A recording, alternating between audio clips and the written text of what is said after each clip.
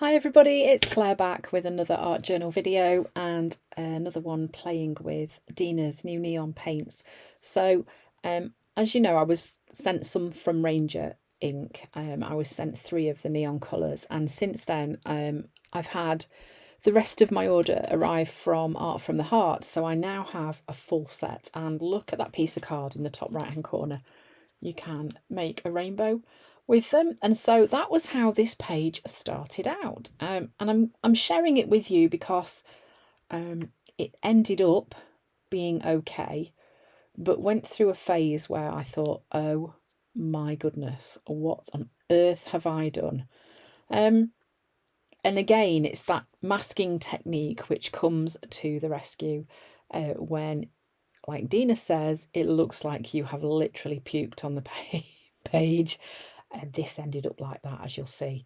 So I'm starting off, yeah, quite nice, just painting a rainbow across my page. I'm using the stoked pink, the neon pink, as my kind of red. I'm using that at the beginning of my rainbow. These colours are just amazing on their own with other colours. They just lift pages. So I really recommend you getting hold of them and just having a play and seeing what they do.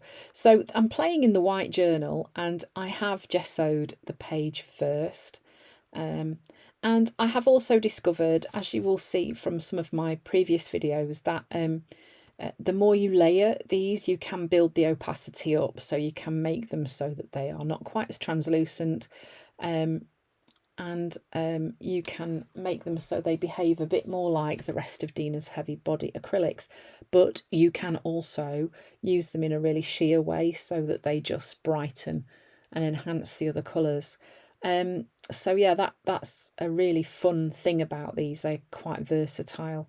So yeah, I'm just building up the rainbow onto my page using all of the new neon colours and no other colours at all. So these are just the neon colours. So let me just remind you what they are. So the pink is Stoked, the orange is called Radical, the yellow Gnarly, the green Tubular, then we've got Legit and Bodacious. Aren't they just fabulous names as well? So yeah, I'm just creating that rainbow idea across my page, and I really liked it. I was like, oh gosh, yeah, I had a really great idea that I was going to add some black stenciling over the top, but I was going to do it in a really light way, and that isn't quite what happened. So as you will see, all of a sudden it completely changes from this really pretty neon rainbow into something else. So then I'm just adding a few little pieces of the Grids collage paper onto my page as well. Yeah, just because I really like some of these patterns. They're quite gentle patterns, although they are quite busy.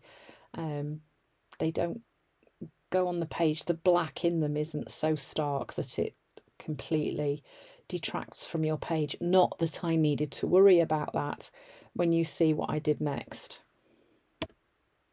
So I'm using the Coasters 3 stencil and some black gesso, and yes, you are right to be worried at this point.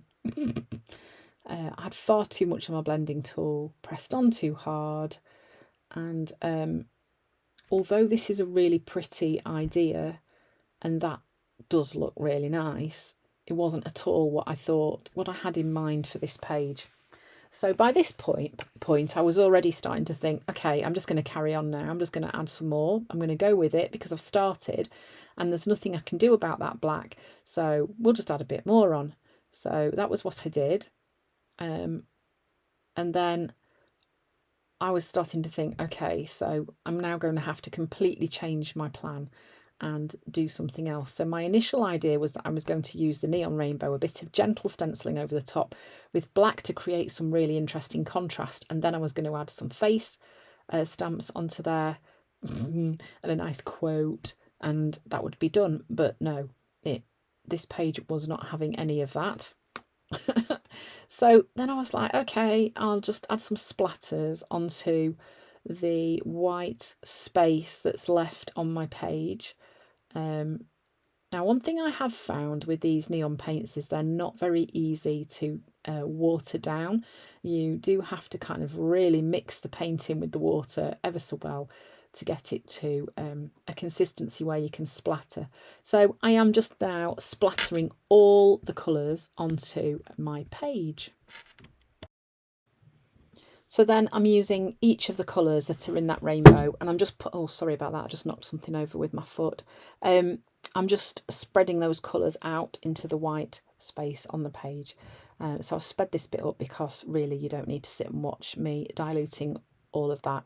So then I was thinking, oh my days, this is just gone crazy. So why not make it more crazy? So I'm just going in with some more of the colours, the same ones, and just adding some marks onto the page as well, and just pulling those colours out into the white. So by this point, I'd already decided that I was going to mask over this so that I would just calm it right down, create some really nice calm space, and let the neon colours peep through. And I would use black to do that. So what I'm doing now is going in and just adding more colour, more marks, more pattern, and just kind of letting loose and going crazy. Now I'm using the Tim Holtz Media Marks stamp set with some black archival ink. I'm just adding more black marks. Seeing as that black stenciling went on in such a heavy-handed way, I decided that I would bring some more marks to the party, because why not? And just mix that up a little bit. So I thought this would work okay because I'm going to be covering lots of this background up. And I think after seeing how this page worked, once I decided to do masking, I'm actually going to do a page where I just paint the rainbow of neon colours right across the page, no white space at all, and then I'm going to mask over the top of it because it was so pretty when it was finished. So here, just adding more marks into the spaces, filling it all up so it's busy, and then it gives more interest when I start masking over the top. So I have got the stamps on an acrylic block as well, because some of these are quite small, and I have found one or two of them have lost their ability to stick to an acrylic block, so you just need to add a little spot of water and then they will stick again. So just continuing with the marks on there, and just building up those patterns.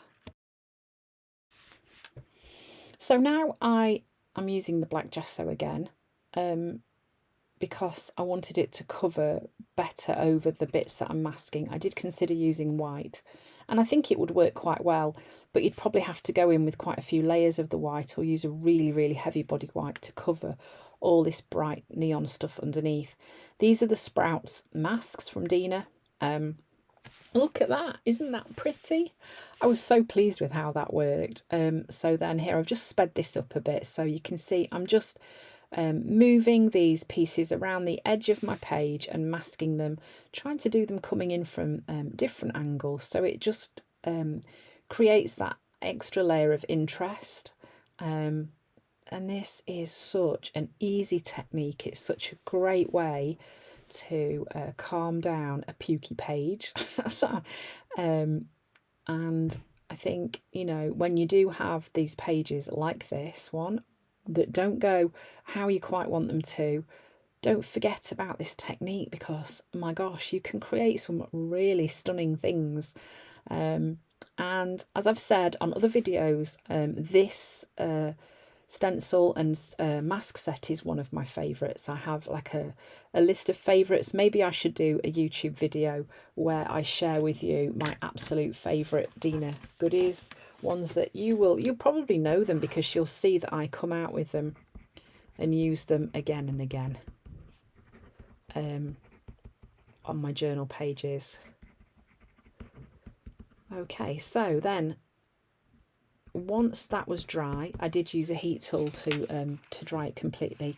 I'm going in with a Posca pen in white and just roughly outlining those shapes that I have masked onto the page. I'm going around it a couple of times, I'm struggling with my Signo Uniball pens at the minute. I don't know why. Maybe I need to buy some more. They just are not really working very well. And I tried going round these with the Signo Uniball and it was just really not very good. So that's why I've gone round with the Posca pen.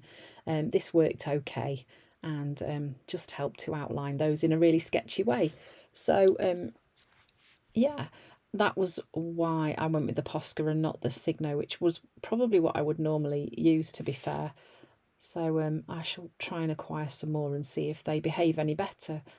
Goodness only knows why. So then I'm using my little dotty stamp that is from Funky Fossil. There are some sets available on my website. If you're wanting to get your hands on the Journal Marks stamp set that this stamp is from, as you can see, it's great for just adding that little bit of extra interest and texture to your page, and works quite well here.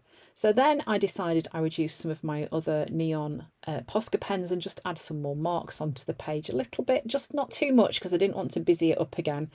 Otherwise you'll all be thinking, well, why on earth did you mask over it? How ridiculous. Then I have found a quote from Dina's typed ledger papers and glued that in place. And that was pretty much it, really. So just working out where I wanted that quote to go. I actually quite like it going across the page like that, but I did end up just putting it over on the left-hand side. So yeah, you guys, when you get, I know some of you have started getting your new Dina goodies already. You're going to love them. They are just amazing, these paints. They're so much fun. So thanks for watching. I hope you found some inspiration from this crazy video, and I hope to see you again soon.